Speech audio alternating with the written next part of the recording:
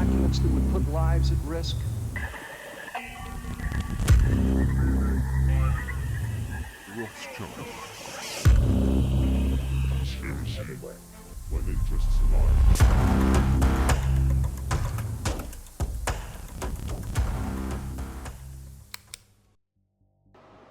Hey guys, welcome back to the channel. Let's jump on in.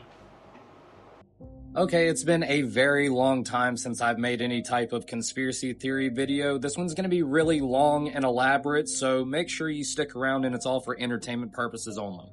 Most people already know who this is behind me. This is Aleister Crowley. He was the renowned occultist as well as a renowned figure inside of Hollywood. Jack Parsons was also a student, a Thelemite student of Aleister Crowley. Most of the internet already knows that him and L. Ron Hubbard went out into the Mojave Desert and performed a ritual. This ritual was to incarnate the goddess known as Babylon. This ceremony lasted nearly 2 months, starting January 4th of 1946 and was ending around February 24th, 1946. That date is going to be extremely important, so make sure you take note. Not long after, the woman known as Marjorie Cameron shows up in the life of Parsons. At first, she's very apprehensive towards his Thelemite traditions and ceremonies and rituals that he was doing. However, he was very convinced that the rituals in the desert worked, and she was Lady Babylon who came into his life. Jack Parsons was also a rocket scientist, and he was basically blackballed by the United States government for his esoteric or occult practices, which included him and Cameron essentially trying to create a moonchild, all of which was very unsuccessful. Or was it? When Parsons was blackballed by the United States government, their life took a turn and they went into somewhat destitution. Parsons actually needed work, and so he actually got picked up by the Israeli government by building things that go boom. This caught the attention of the FBI, and they started to investigate him for espionage, which they ultimately decided that he was not guilty of espionage and decided not to pursue him. However, he would lose his contracts with the Israeli government and was basically forced to build things that go boom for Hollywood, which is where his life was tragically taken inside of his house dealing with the materials that does that work. However, this is when his wife Cameron really starts to go off the deep end. She thoroughly believed that this was actually an assassination on Parsons' life. Now, keep in mind, this was all right around the same time that the state of Israel became a nation. As I mentioned, before he met Cameron, he was finishing up this ritual out in the desert around February 24th, 1946. Marjorie Cameron is completely distraught about the loss of her husband, even though their relationship was rocky. She starts doing her own occult ritual. She starts bringing in basically a minor cult at one point, and then she's also traveling around, moving around in different social circles all throughout Hollywood. In these occult ceremonies, she's trying to make contact with Jack Parsons and all this other stuff, but she also starts going through his belongings, his writings, and things of this nature, and fully convinces herself that she is Lady Babylon, where she continues the efforts of trying to bring about this moonchild, while, for example, using her cult to basically become impregnated in order to give birth to this so-called moonchild. Ultimately unsuccessful, never making contact with Jack Parsons' spirit to my knowledge, as well as never conceiving the child while she was participating in these ceremonies. She did, however, go on to have children later on in life when things calmed down and she was less into this weird occult lifestyle. But that's not where things get interesting. Physical manifestations of occult rituals are very rare and very uncommon in occult circles. However, that doesn't mean that things can't manifest into the spirit world and is basically adjacent to the physical world. From biblical prophecy, we understand that Babylon becomes a symbol and it is associated with the Antichrist. As we know, Aleister Crowley loved to coin himself as the Beast 666 and things of this nature. However, even Crowley was apprehensive about Jack Parsons participating in these ceremonies. In biblical eschatology or end times prophecy, it also sends us to the book of Daniel, where there is the prophecy of the 1,335 days. Well, when we take February 24th, 1946 and add 1,335 days, this is the date that we get. We get the date October 21st, 1949, which is exactly 1,335 days later. I also checked to see if there was any astrological events that took place that day that were significant in any way, shape, or form. Where there was a partial solar eclipse, but 2 weeks prior to that, around October 6th or 7th, there was a total lunar eclipse. Which brings us right back to this whole Moonchild episode. So then I'm like, okay, is there any significant birthdays that happen on this date? And you are never going to believe who has that exact birthday born on that exact day. That day being October 21st, 1949. I'll give you one hint. They have everything to do with the Israeli government. So did Aleister Crowley's teaching of summoning Lady Babylon or Mystery Babylon that was performed by Jack Parsons and his wife in order to summon a moonchild that is consistent with the biblical Antichrist and did have Israeli government ties end up working, just not in the way that these occult practitioners anticipated? Again, this entire video is complete speculation. It is 100% a conspiracy theory. This is all metaphysical information and is to be taken with a grain of salt. However, make sure to let me know what you guys think down in the comments below. I love you all. In Jesus' name, have a blessed day. That's such a wild story. I've definitely heard of this stuff before. Jack Parsons and Aleister Crowley. And it mentions it in the comments or the description of this video, but he didn't talk about it. I think L. Ron Hubbard, as in the creator of Scientology, is also like loosely involved in this story. And when I say story, this is like a huge chunk of Jack Parsons' life. He's involved with Aleister Crowley and these occult rituals and all this crazy stuff. This is totally worth looking into if you've never heard about this. He did a decent job, but there's way more nuance and detail here that's really worth learning about because it's so interesting. Now, all the Moonchild stuff, obviously, like he said, that's, you know, who knows about that stuff. That's the first time I've heard of it, and it's crazy that they're suggesting that it's connected to who they flashed there on the screen. I mean, I think it's coincidental, but that's kind of a wild connection. But Aleister Crowley and Jack Parsons in the early days of L. Ron Hubbard, totally worth looking into. Go find a documentary on them or something. I think you can probably just Google Aleister Crowley on YouTube and find something. This guy's TikTok is called Torchface, TORCHFVCE. Or it looks like you can just spell it regularly as well. Great explanation of a really entertaining topic. So go give him a follow.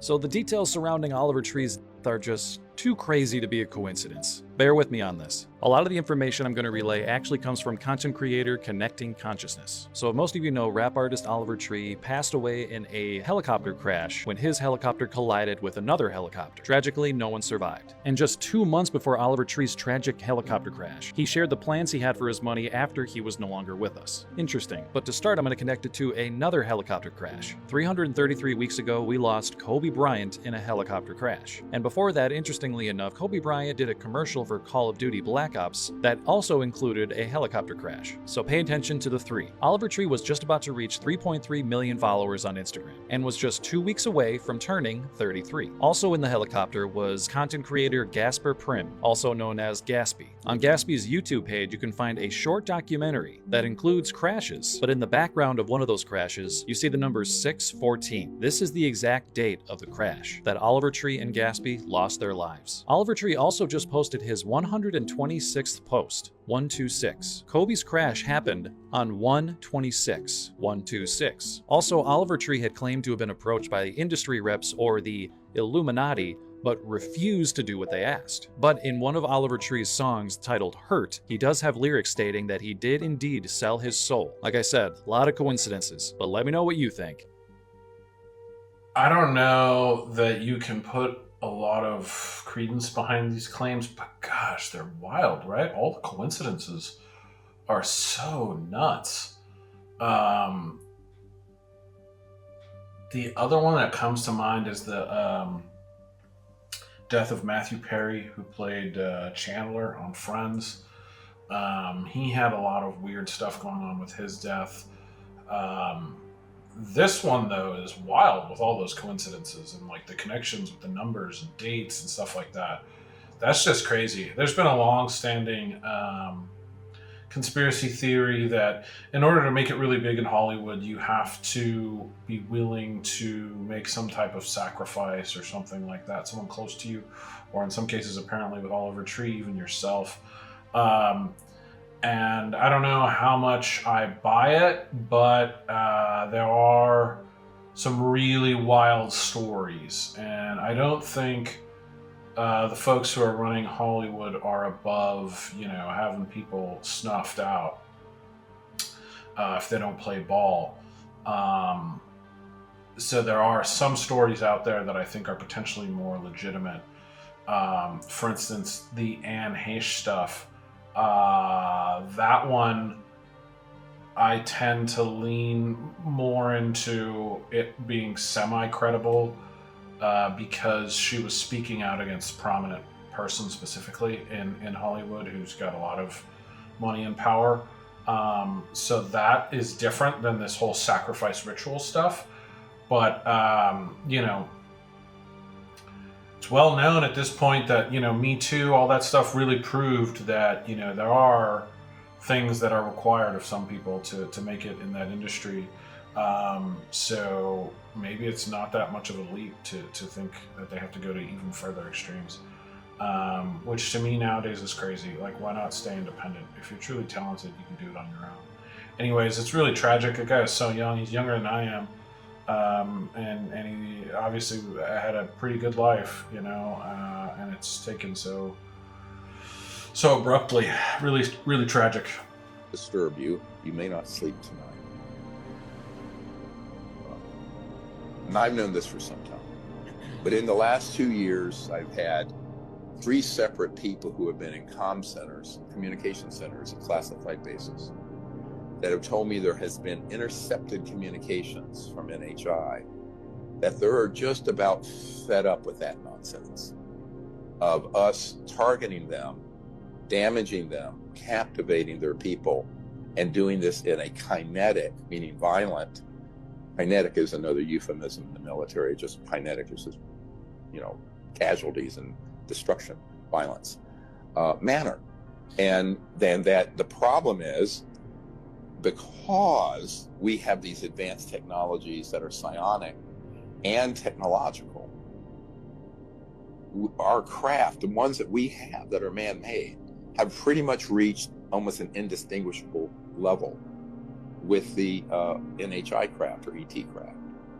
But by using this technology in an aggressive military and corporate way to simply get more and more of their stuff, their goodies, their technology, which is what all the billionaires want, right? Because they only think one way. How do I become a trillionaire if I'm a billionaire? That's all they care about, right?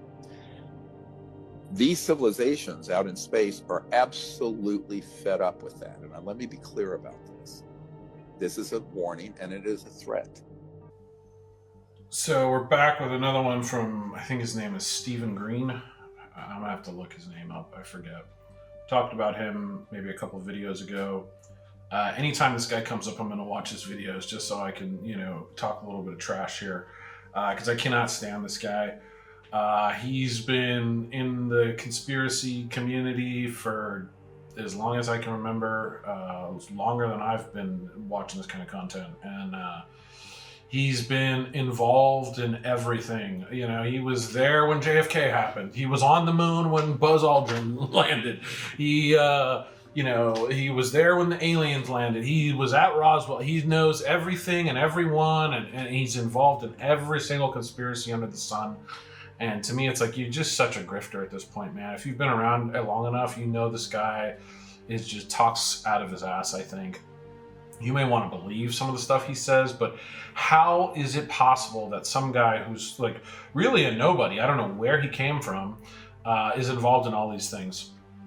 And actually, I heard not too long ago that he has some connections to a certain intelligence agency, potentially, that operates out in the Middle East. So, take that for what you will. Yeah, I don't even know what he's talking about here, about trillionaires and the people, the societies. I have no idea what his point was here. Kinetic is not a military term, by the way. I'm sure they use it in the military. It's pronounced kinetic, and it's just force. It's like a bullet. That's kinetic energy, as opposed to like electrical energy or other forms of energy or propulsion. You propel a bullet using kinetic energy. And then he switched over from kinetic to psionic technology. So which one is it? Is it kinetic or psionic? Because those are two different things. So even what he's saying doesn't make any sense from a scientific standpoint. And then the point that he made about trillionaires, billionaires wanting to be trillionaires, and the people, the aliens in space aren't going to... What are you talking about, man? What are you talking about? This guy, I just can't stand him. Can't stand him. I don't know. If you like the guy, sorry, but I don't see how you can take anything that this guy says. In my mind, take anything he says seriously. In my mind, he has zero credibility. But it's already obvious that there is so much more. Some of it's been picked up with ground-penetrating radar. And I'll take this opportunity to say that the hysterical reaction of mainstream scientists to the announcement by Filippo Biondi.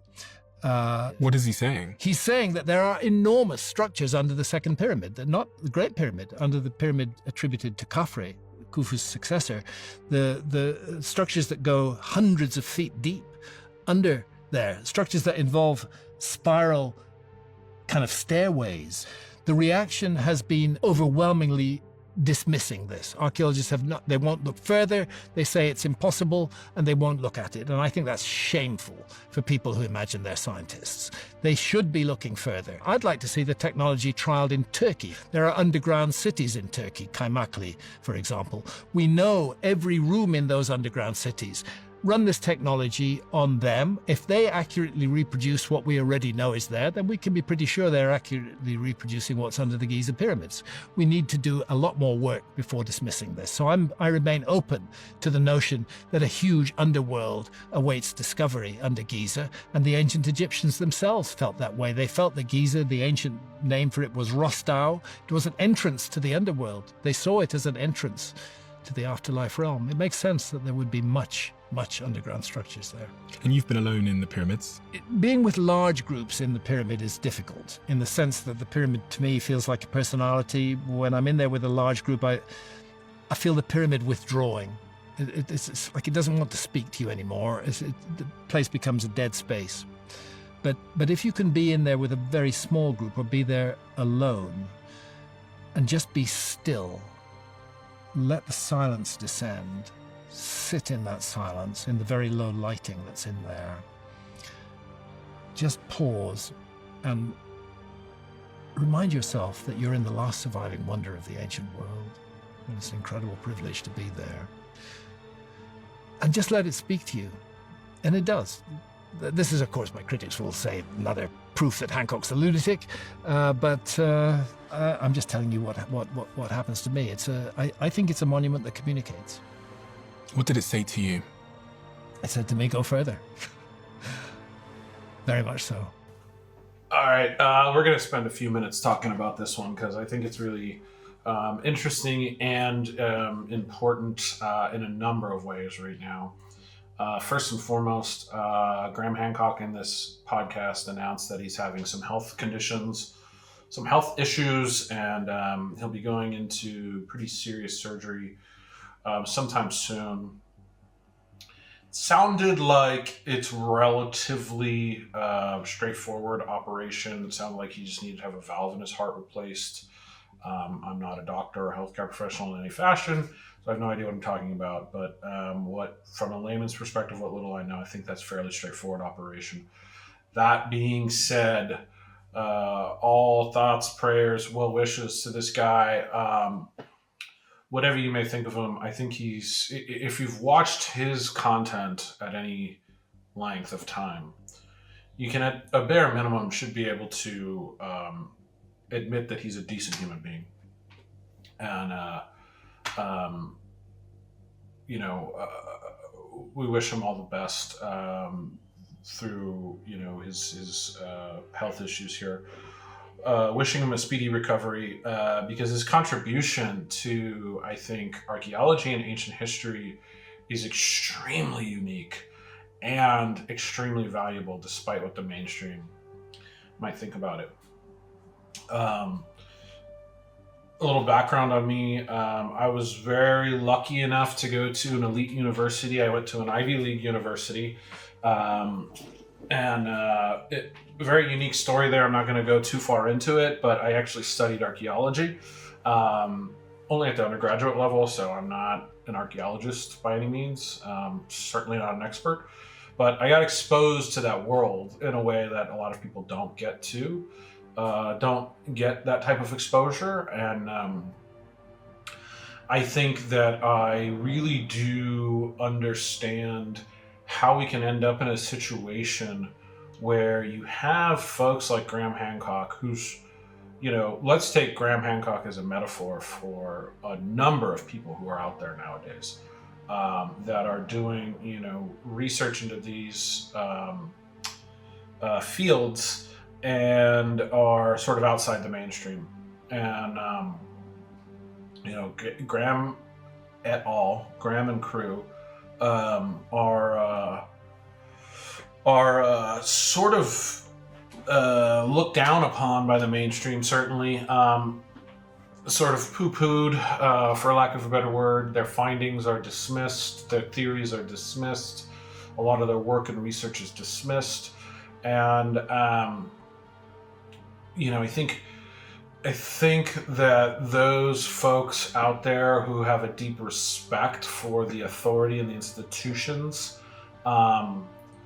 might have an argument that goes something like, well, if there was legitimacy to their claims, these are respected scientists from some of the most respected institutions, they would take their claims seriously if there was anything serious to be taken there. And I'm telling you, in my experience, that's not the case. Now, the university that I went to had really fantastic professors there who I all appreciate very much. And I respected during my time there, and still respect to this day very deeply. But you can see the culture of academia at that level, especially, more broadly speaking, is just built on a history of, like, a foundation that, if you rock, can be extremely disruptive to people's careers and livelihoods. And that's really what it comes down to. I think it was Carl Sagan who originally said something to the tune of, I was able to see farther than others because I stood upon the shoulders of giants. He may not have been the first to say that. I might be attributing that incorrectly, but I believe he said that. And he might have been quoting someone else. But anyways, point being, in science, that's definitely the case. In a hard science like astrophysics, is a little bit different than archaeology. Archaeology is very much a social science, very much a soft science.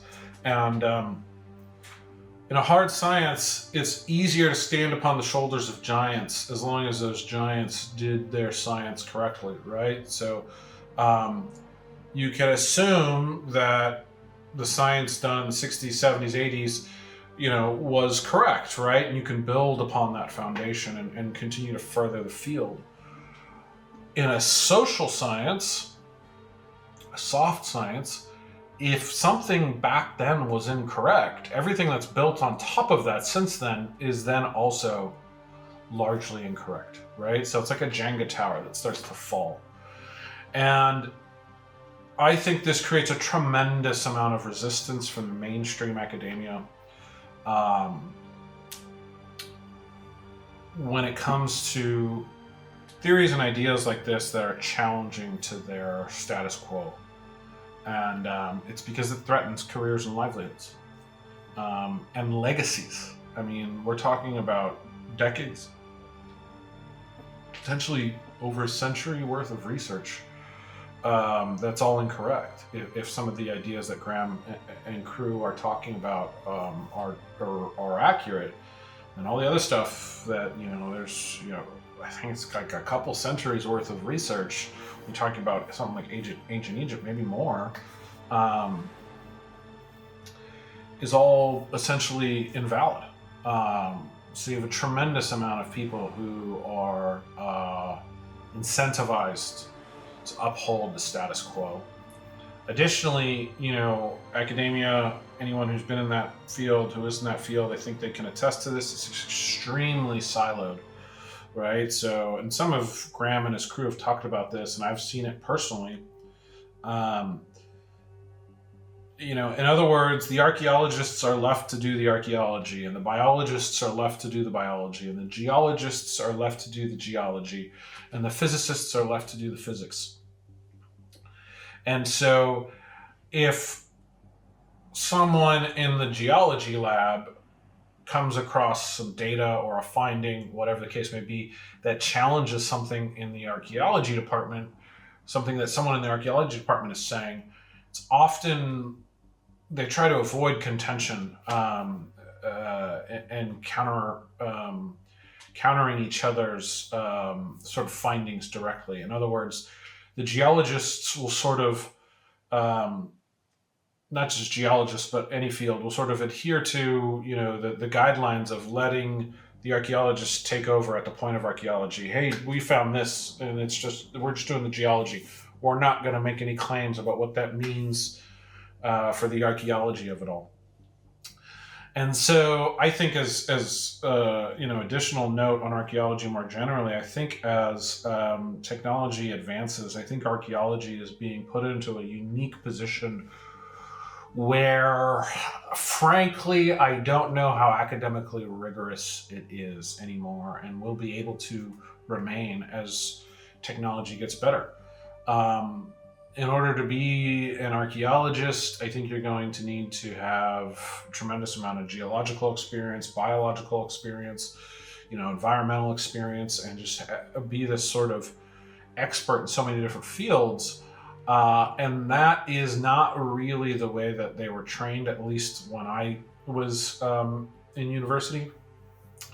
That may be changing. But if it doesn't change and they just continue to do what they've always done, I think that's going to be a problem. Because the technology is getting to a point where, genetic testing and all the DNA and, ground penetrating radar and satellite imagery and,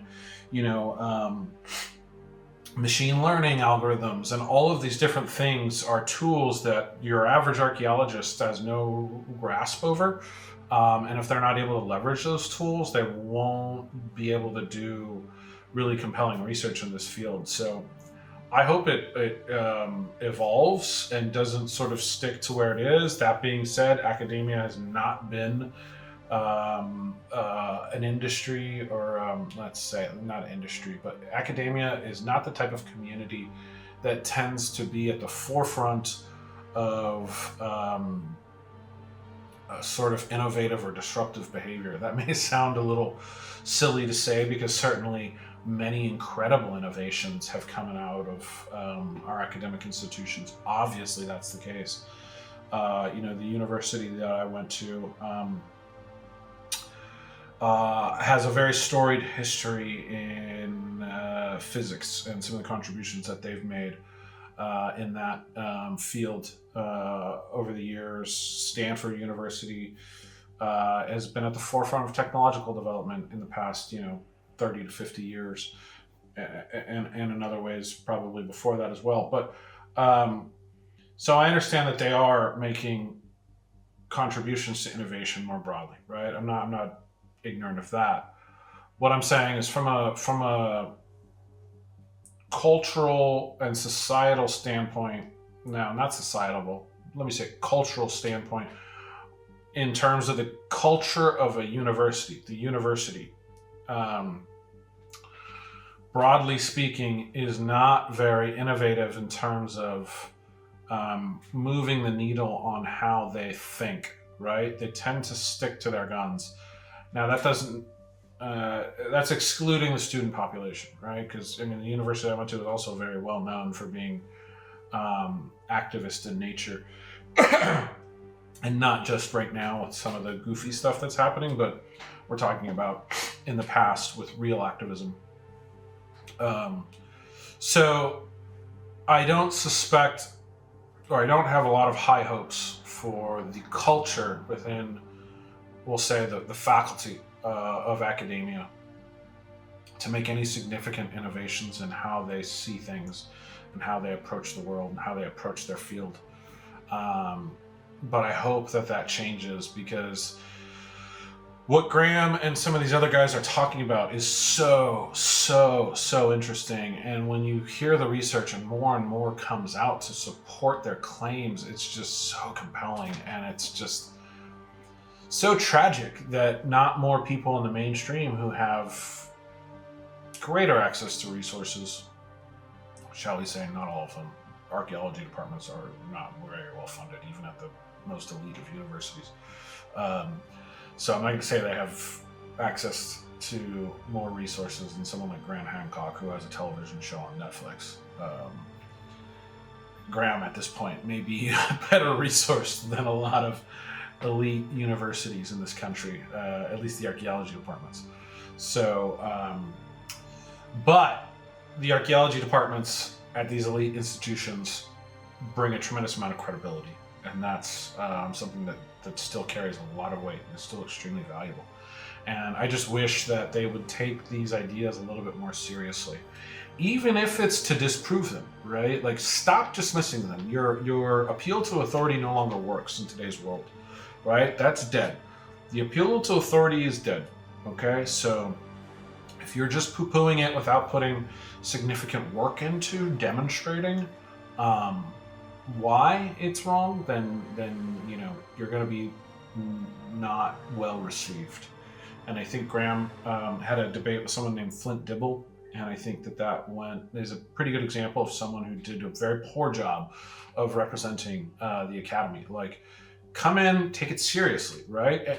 And more than just doing debates on podcasts, like, do the research, man. Like, if he's wrong, go out there and show us with real science and hard data why he's wrong. Not a paper, not journals, not pointing to other experts.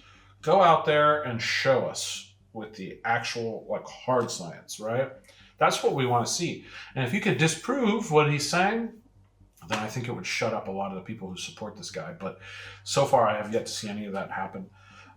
Anyways, I can really talk about this guy a lot. He's so interesting. The last thing I'll say is when his show came out on Netflix, unfortunately, a lot of people tried to badmouth him personally in the show, claiming white supremacy, this, that, and the other. You know how the cancel culture stuff goes, right? So I don't care where you land on that side, on those types of topics. This isn't a political channel.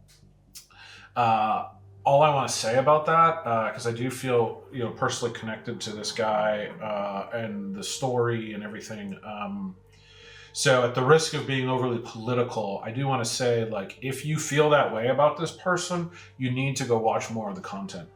You know, not just the TV show on Netflix, but, you know, and not articles written about him by other people. Go watch the man himself speak, because there's probably hundreds of hours of him talking online about all kinds of stuff you can hear him talking about. And in none of it does he appear to be in any way some type of bigot. In fact, he's the farthest thing from it. It's so wild that that's the claim that they levied. There could have been a number of things that people could have levied at this guy. Not to say that he's a bad person. I can't think of any, but I'm sure there's other avenues of attack they could have taken.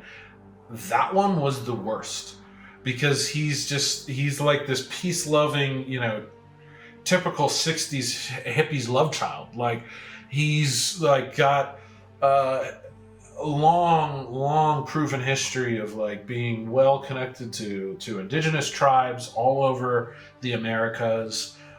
He's very into spirituality. He's very into other cultures. Like, how you can claim this guy is that type of person, a bigot in any way, is crazy to me. This guy's out there living the life. He's meeting these other cultures. He's hanging out with these people. He's speaking their language. He's going through their rituals. He's embracing their culture in a way most of us never will. And then you're going to sit there and claim that he's a racist? It's wild to me. That's absolutely wild to me. Anyways, that's the last thing I wanted to say about that. I'll try and get off my soapbox here, but Graham Hancock is such an incredible human being and totally worth looking into. If you haven't checked him out, please do so.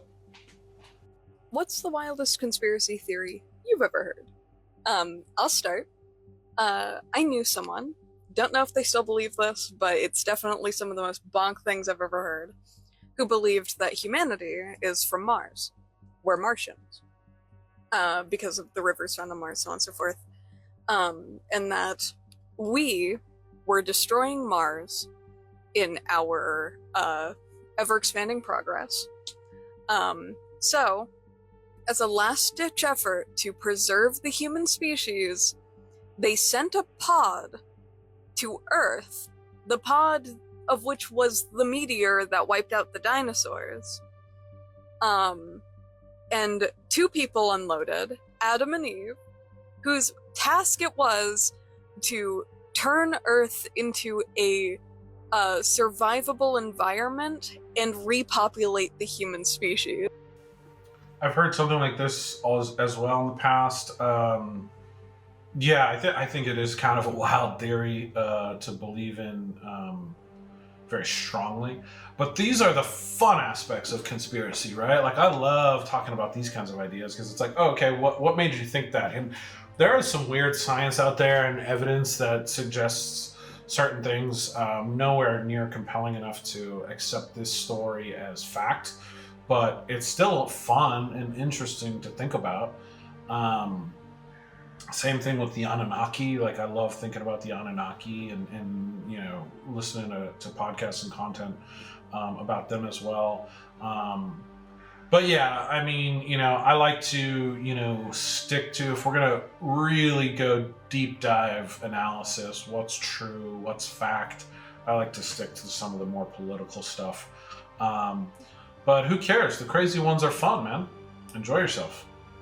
Is this gonna be our generation's JFK conspiracy theory? Because when did you find out they paved over the area where Charlie Kirk got shot just 5 days after it happened? Or what Google search terms were trending in the White House region just a few days before alleged gunner Tyler Robinson is said to have sniped Kirk from a rooftop about 200 yards away, with initial claims stating the company behind the paving job was Precision Granite and Marble LLC, owned by Matt Robinson, Tyler Robinson's dad. Now, later reports interjected, claiming the official contractor remains undisclosed, and somehow no one really knows who was actually behind the job. But still, why pour cement and bricks all over the crime scene of such a high-profile incident just a few days later? Which they did on a Sunday, just the most rushed and spontaneous paving contract you could ever imagine. Oh, because they claim it was part of a routine post-incident restoration and safety cleanup after investigators had finished processing the scene. Restoration and safety cleanup by permanently paving over the site with bricks?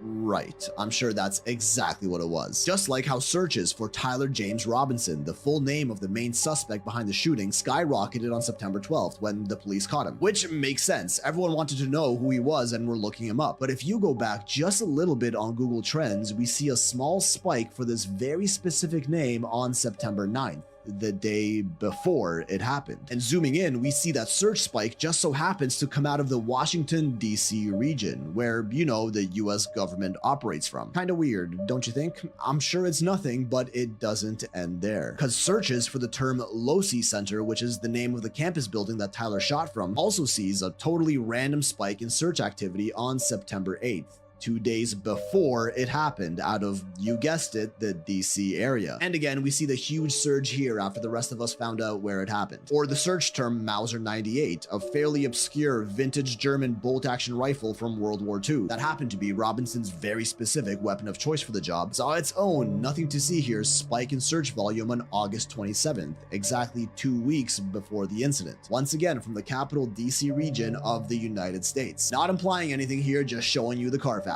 As a matter of fact, you can even look this up yourself to confirm. This is publicly available data on Google Trends after all. Oh wait, never mind, you actually can't, because when you search those terms within those time windows now, the data is gone. So now we get a divide. The conspiracy theorists are going to claim the government and Google is scrubbing the search data from the internet, rewriting reality, making it seem like it was never there to begin with, Ministry of Truth style. I'm not going to comment too much on this one because it gets so political and so heated. But man, this one is wild, guys. This is wild. It feels like Epstein 2.0 in the sense that Epstein 1.0 was Epstein getting caught and then, dying. And it felt like a conspiracy happening right before our eyes. This feels similar to that. It's like a conspiracy happening right before our eyes. And a lot of what he talked about there is very circumstantial evidence. The strongest, most compelling evidence that I've heard in the Charlie Kirk case is the ballistics. If you don't know what I'm talking about, just go look it up, right? The bullet, the gun that they're claiming Charlie was shot with would have left a far more devastating wound than what he received. So that doesn't make any sense whatsoever. To the extent that, I think it's pretty safe to say if you took this to court, it would lose in a court of law. No jury would convict based on the evidence. At least talking about ballistics.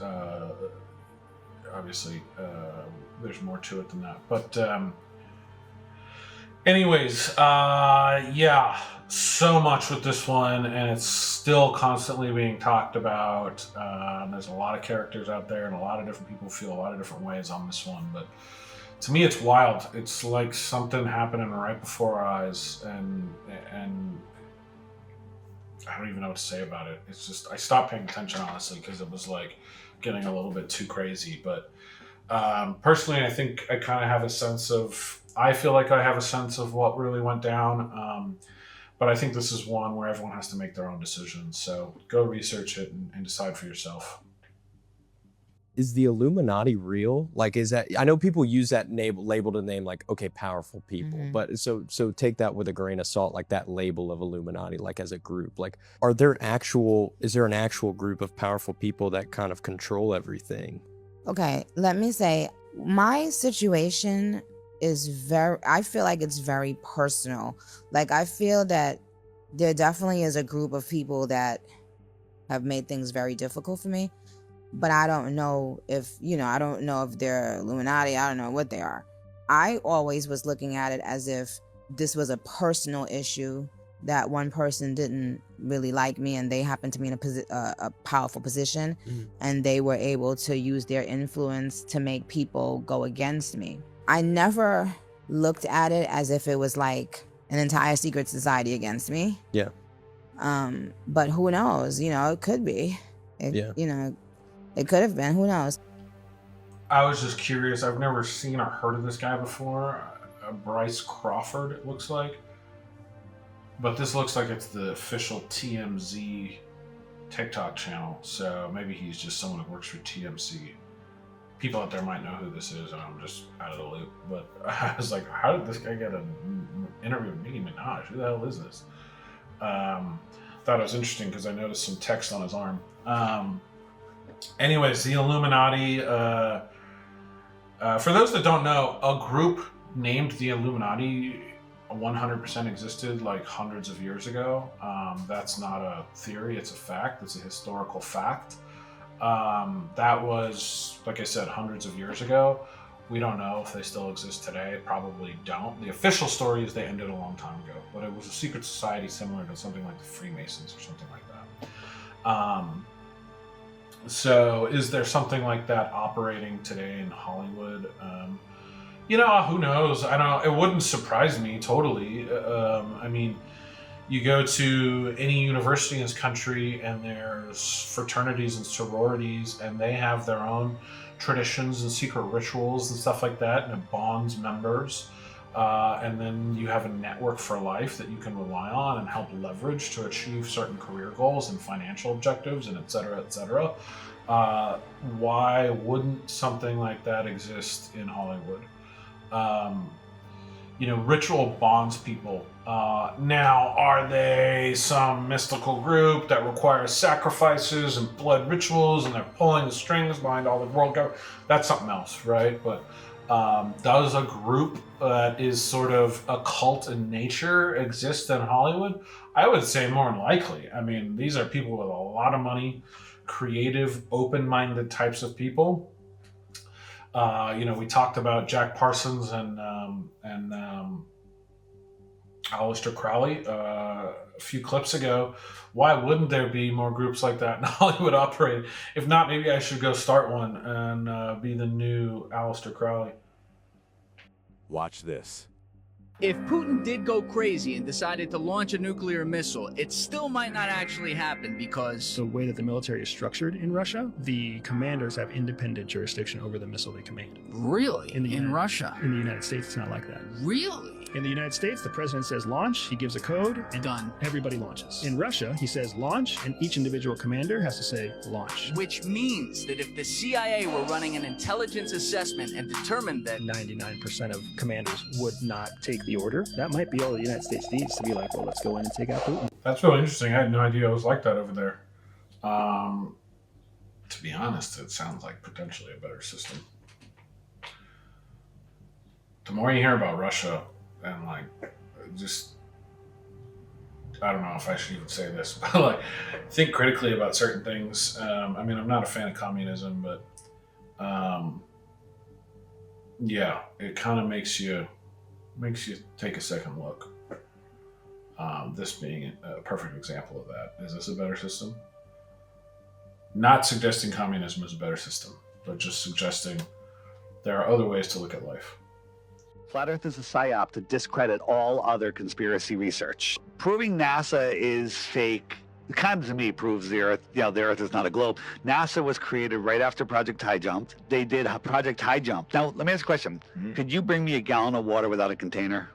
No. No, you can't. Yeah. Right? Large bodies of water at rest need containment and to lie flat at rest. Right? So what contains the water in a lake? Excuse me. What contains the water in a lake?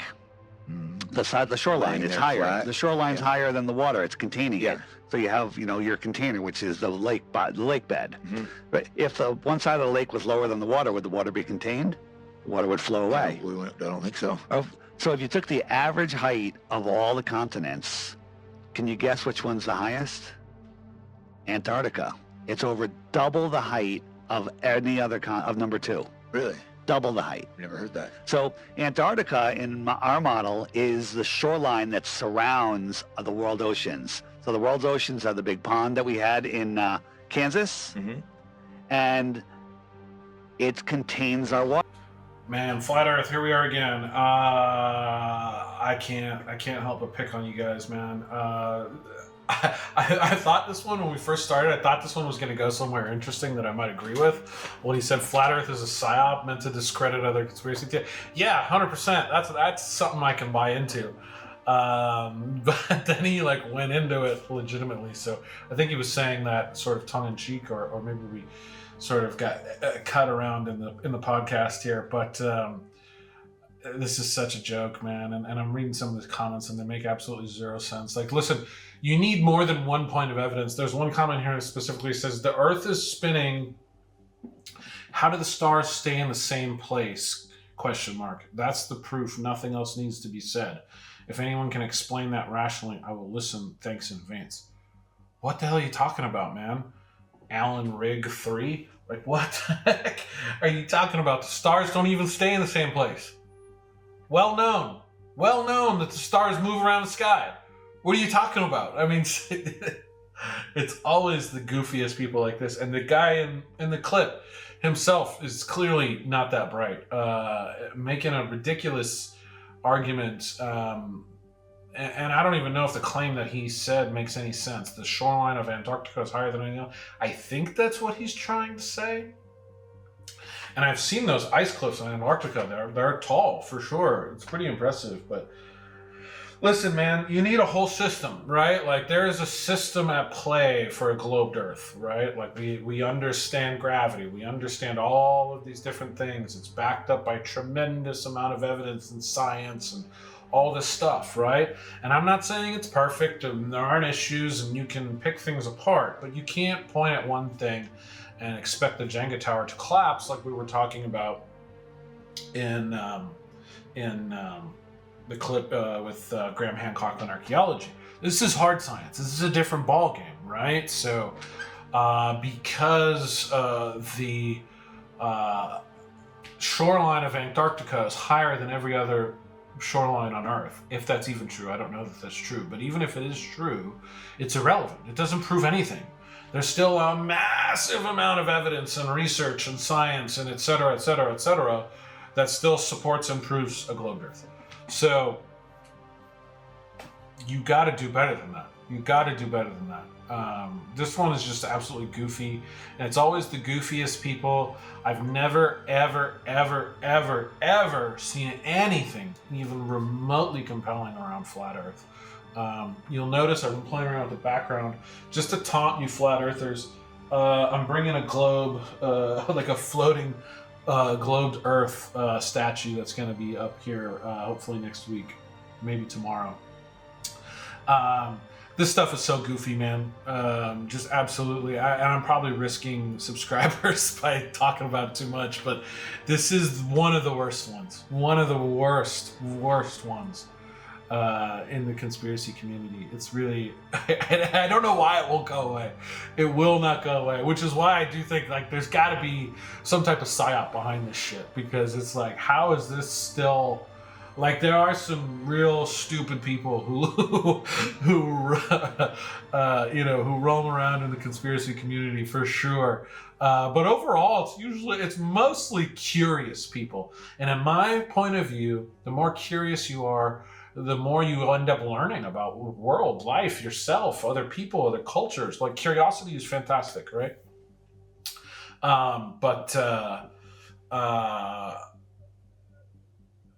It seems to be that there are just some folks out there who will not let some of these things go. This is probably the biggest one, and I just don't get it. Anyways, we're going to end it there for today. Sorry for you flat earthers. I'm never going to let it go, but hopefully we can still, have fun with each other. Just, friendly jabs, right? We're all on the same team. Anyways, hope you enjoyed this one today, guys. Please like, subscribe, comment down below, share the video. Anything you can do really helps at this early stage, trying to build the channel here. This is something that I've really wanted to do for years. Like I said, I've been watching this kind of stuff, researching these kinds of things, reading documentaries, short form content like this for, probably going on a decade now. It's really something that I love. And starting a YouTube channel is something that I've been talking about for almost as long. So I'm really hoping I can make this something that sticks. And I invite you to come along for the journey. I've got a lot of big plans. We're still, like I said, very much in the early days, but want to get a Discord launched, want to get some other, get content onto some other platforms, and really just kind of build out a community here of like-minded, curious individuals. And there will be some playful ribbing on some corners of the conspiracy community, but it's all in good fun. And I really welcome you to come along and be a part of the journey. So if you feel compelled to do so, like I said, like, subscribe, comment down below, share the video. Very, very, very much appreciated. Thank you. And we'll be back tomorrow with another one. See you then.